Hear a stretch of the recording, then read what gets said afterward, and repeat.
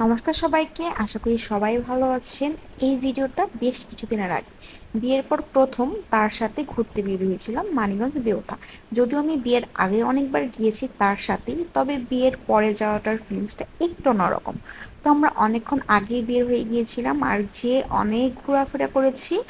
আর এইদিকে হচ্ছে বেউথা বিচ, এটা হচ্ছে কালীগঙ্গা নদী, যেখানে খুব সুন্দর একটা ভিউ। এখানে কিন্তু সবাই যায়, মোটামুটি ধরেন বিকালবেলা হলেই এই জায়গাটা মানে এই ব্রিজটাতে অনেক ভিড় থাকে।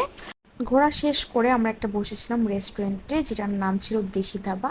এইখানে কিন্তু রিজনেবল প্রাইজের মধ্যে খুব ভালো খাবার পাওয়া যায়, মানে পেট ভরা এরকম টাইপের খাবার পাওয়া যায়। আর এটা রেস্টুরেন্টটা কিন্তু খুবই সুন্দর। সুন্দর বলতে খুব ঠান্ডা সিমসিম একটা পরিবেশ ছিল।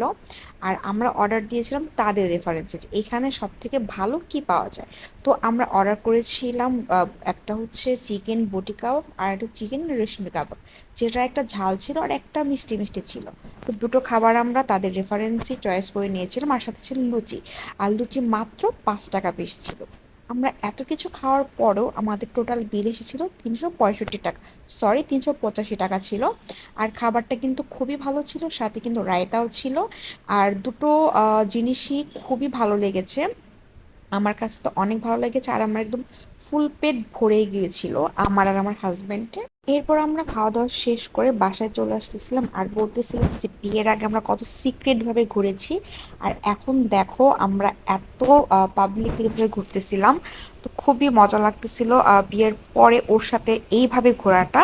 তো আজকের ভিডিওটি এই পর্যন্তই। ভিডিওটি ভালো লাগলে আমার লাইক ফলো করবেন। ধন্যবাদ সবাইকে।